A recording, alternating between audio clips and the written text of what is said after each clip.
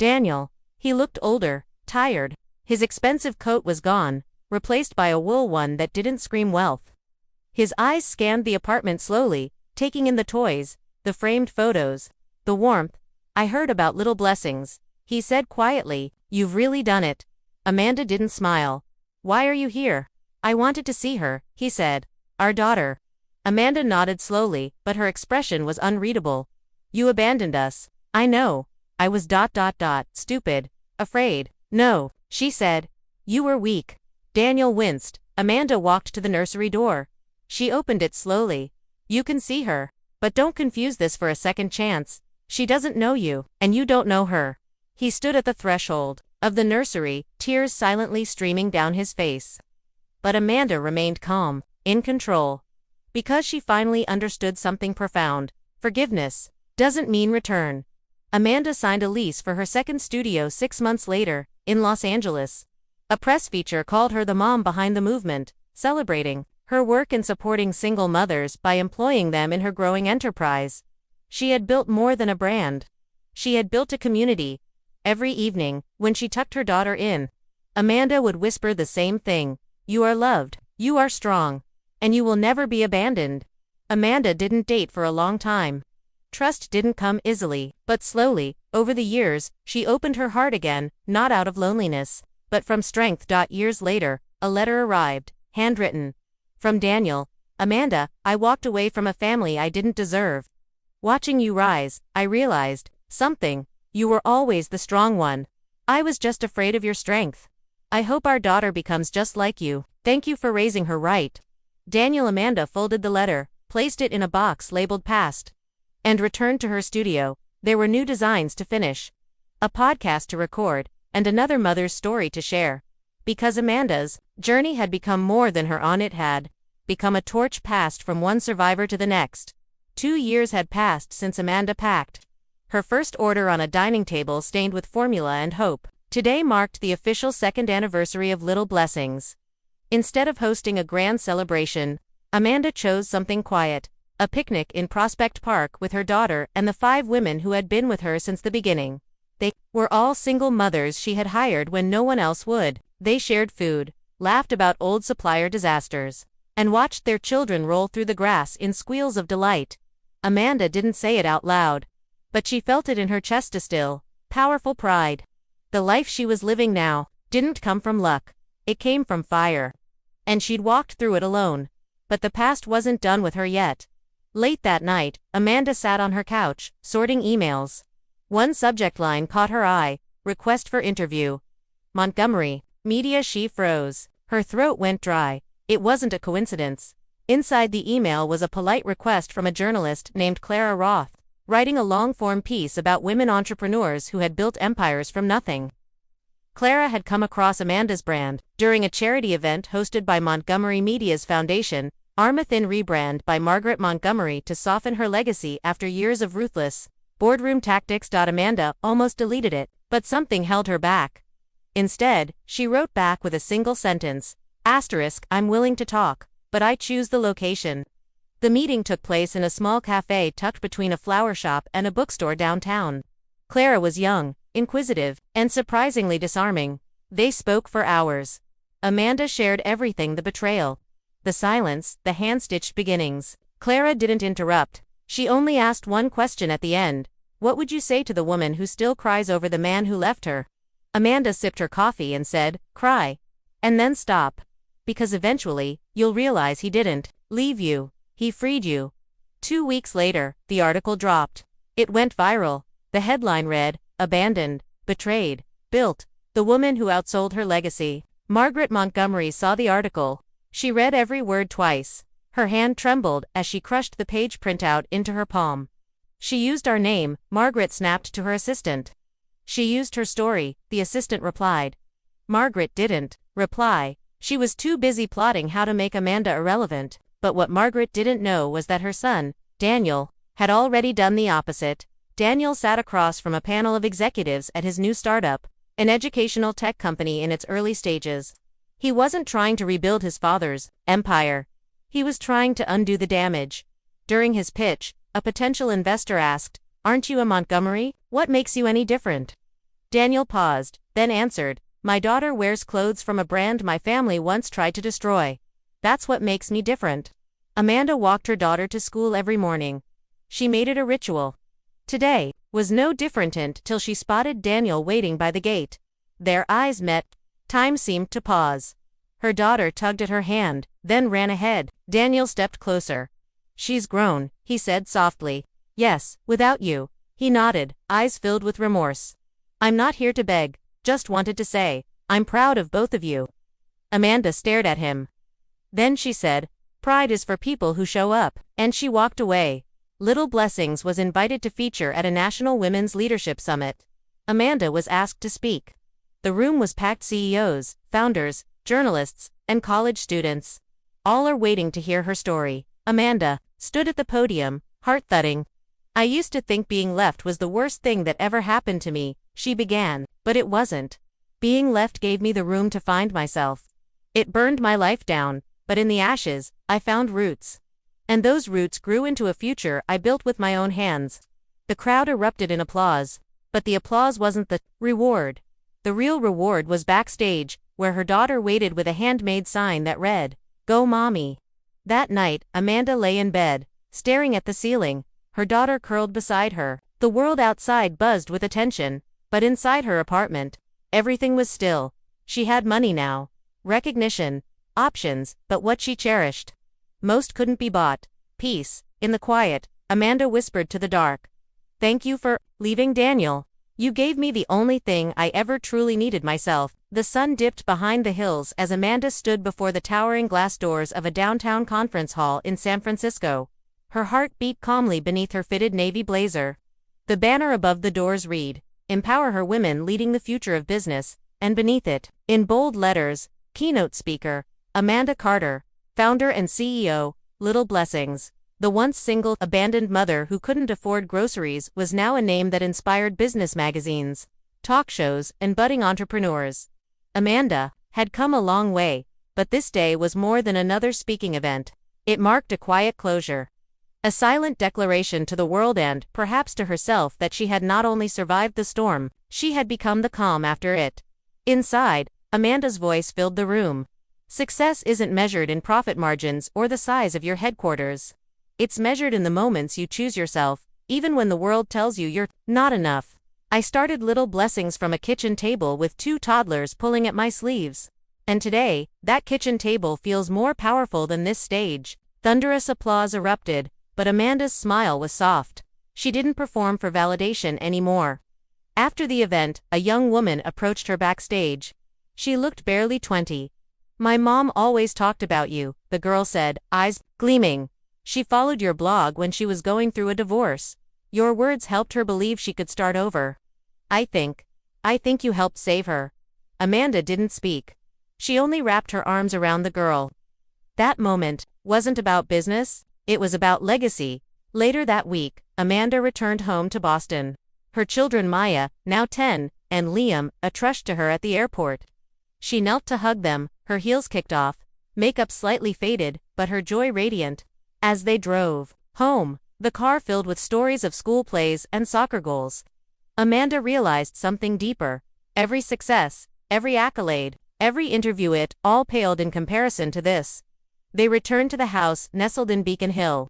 Cozy but stylish, with sunlight streaming through the bay windows and shelves filled with books, photos, and toys. The smell of home-cooked food and cinnamon candles wrapped around Amanda like a familiar embrace. She had once feared this would never be possible without Daniel. He lived in a 2-bedroom rental on the outskirts of Providence, Rhode Island. Gone were the marble floors and oil paintings. His days were quiet. He worked at a mid-level logistics firm, not as an executive, but as a manager. For once, he earned everything himself. One evening, he received a letter in a soft pink envelope. No return address. He knew the handwriting immediately. Amanda. His hands trembled as he opened it. "Daniel." She begged him to stay, while holding a newborn in one arm and betrayal in the other. He walked away into a mansion built by legacy. She built an empire from the ruins he left behind. Now, years later, he's lost everything. And she's the name lighting up billboards, magazine covers, and boardrooms. This isn't a story of revenge, it's A story of a woman who didn't just survive. She rose, and the world watched. Amanda stood in front of the mirror, her fingers frozen around the clasp of her necklace. The early morning light filtered in through the gauzy curtains of their high-rise apartment, painting soft gold over her skin. She looked elegant, composed, but beneath the surface, she was anything but calm. Today was her birthday. She should have felt joy, excitement, and celebration. But all she could feel was the gnawing ache of loneliness and the cold weight of something she couldn't quite name. Daniel hadn't come home last night. Again, their children Madison, age 6, and Jonah, age 4, were still asleep down the hall. Amanda tiptoed past their doors and walked into the kitchen, where silence greeted her instead of the warm hum of family life. The clock ticked, the refrigerator hummed. The world outside moved on. She opened the bank app on her phone and froze. Her checking account shared with Daniel was missing $36,000. The credit card maxed out. She blinked hard, hoping it was a mistake, but the transactions told the truth. Luxury hotel stays, jewelry stores, high-end restaurants, all in New York. Daniel was supposed to be on a business trip in Chicago. Heart pounding. She scrolled further. One entry stopped her breath cold. A charge at a high-end boutique known for its wedding rings. It had been purchased only 2 days ago. Amanda gripped the edge of the counter, her knuckles white hot. It wasn't just the money. It was the betrayal. The betrayal she had suspected, ignored, forgiven, and now could no longer pretend wasn't real. She grabbed her phone and dialed Daniel. Straight to voicemail. Then she tried his assistant. She picked up on the third ring. "Oh, hi Amanda, Daniel is currently." The voice hesitated.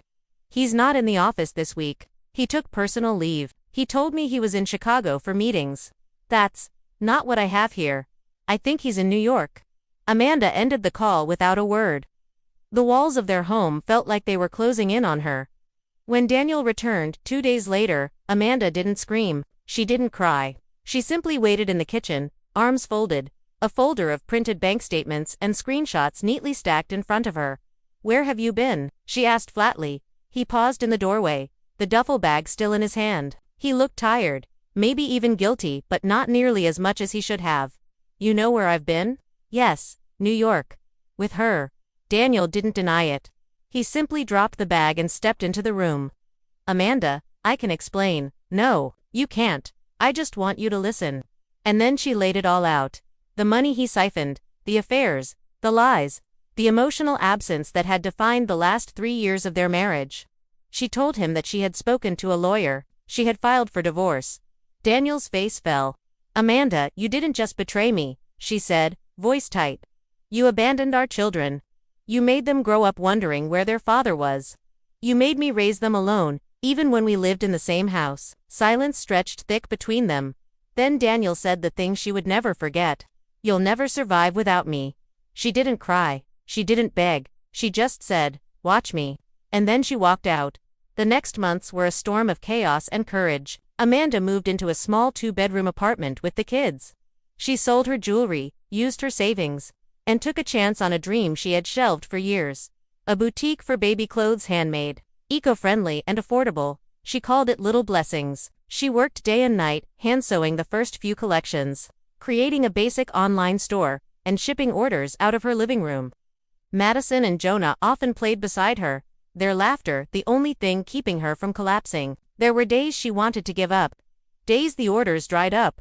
Days when a single negative review made her question everything. But she kept going.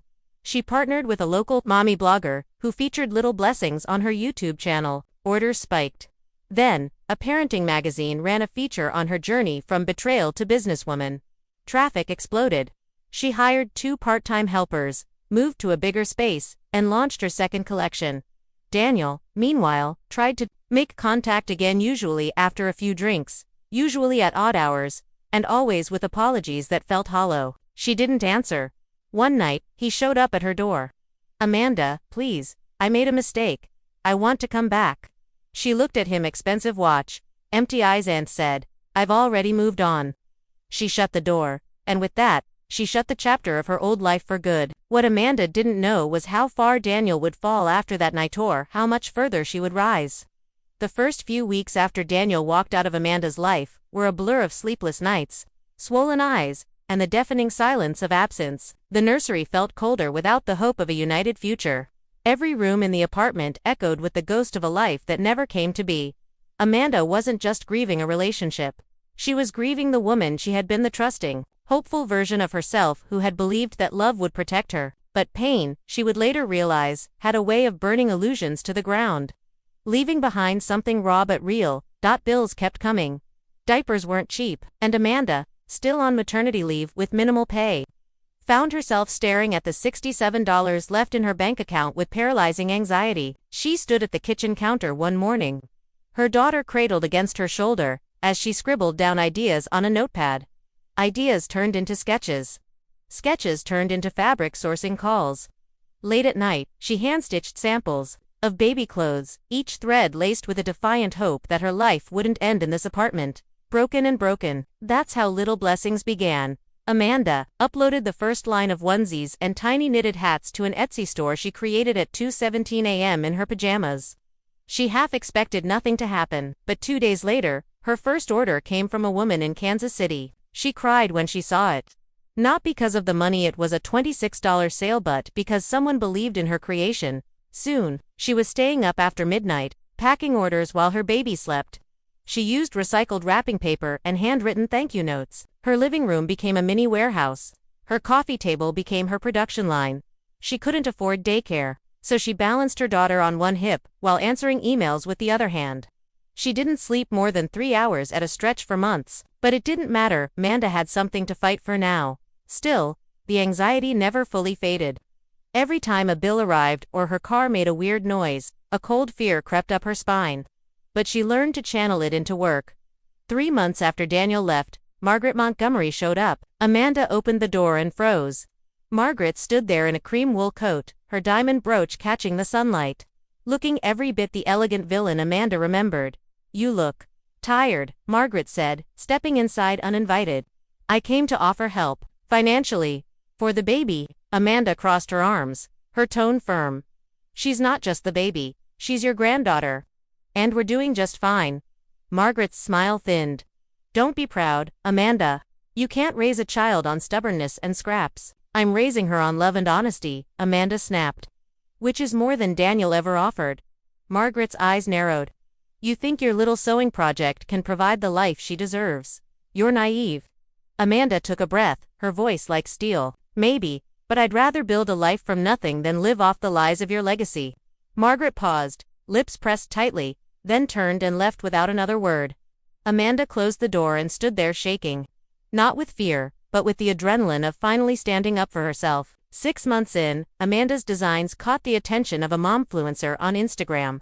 The woman had posted a photo of her twins in Little Blessings onesies with a caption that read, "Handmade by a single mama building her dream." Obsessed, Amanda's phone exploded. Orders poured in. Her Etsy store hit 10,000 followers overnight. A boutique in Brooklyn messaged her, asking if she could supply 300 units. Amanda sat at her kitchen table, holding her face in her hands, equal parts terrified and thrilled. She had no employees, no factory, just a sewing machine, a toddler, and a will that had outlasted betrayal. That night, she made a decision. She called her landlord, asked about the space 2 floors below that had been vacant for months. "I want to rent it," she said. "I'm opening a studio." A year passed. Amanda's daughter had taken her first steps, said her first words, and learned to squeal with joy at the sight of her mother's fabric rolls. Amanda had signed a contract with a national children's retailer and was in talks for a small feature in Parents magazine. She was home one evening, folding laundry, when the doorbell rang. "I'm writing not out of longing or resentment, but closure. Our lives took different paths, not because of fate but choice. You chose power. I chose peace. You chose your mother's shadow. I chose to build a light of my own. I don't hate you anymore. I hope you're well. I hope you found something real, beyond the things you once thought made you important. Our children are flourishing. They know love. They know stability. You may never get back the years lost, but perhaps you can begin showing up in small ways if you choose to. We are not enemies. We are not what we once were, but we can be something better. Distant chapters in each other's story, no longer painful, just part of the journey. Be well, Amanda." He read it twice. Then again, tears he hadn't shed in years formed silently. That night, for the first time in forever, he didn't drink to forget. He drank tea. And he slept soundly. Amanda stood in front of her first international store. Little blessings, London, her children beside her. Reporters, influencers, and celebrities attended. Yet amid the spotlight, Amanda remained grounded. A reporter asked, "What's next for Amanda Carter?" She laughed, "Breakfast with my kids. A walk along the Thames. And then maybe, nap time." Any final advice to other women starting from rock bottom? Amanda looked directly into the camera. "You are not broken, you are being rebuilt." Daniel sent a simple package. No letter, just a framed photo. A drawing Liam had made, 2 stick figures labeled me and Dad. Amanda stared at it for a long time. Then she placed it on a shelf in the children's playroom. She didn't need to open old wounds. But some doors didn't have to be slammed shut forever, they could stay gently closed. Unlocked, letting healing come slowly. Amanda's life wasn't perfect. No story ever truly is. There were still long nights, moments of exhaustion, and days when the world felt overwhelming, but she no longer questioned her worth. She no longer chased validation, and most of all, she never again waited to be chosen. She had chosen herself. From heartbreak to healing. From abandonment to empowerment. Amanda's journey was not just a triumph, it was a transformation. A soft voice echoed in her memory, her daughter's words from years ago. Did she end up happy, Mommy? Amanda smiled, gazing at the sunset from her balcony. Her children's laughter echoing behind her. Yes, sweetheart, she whispered. She did.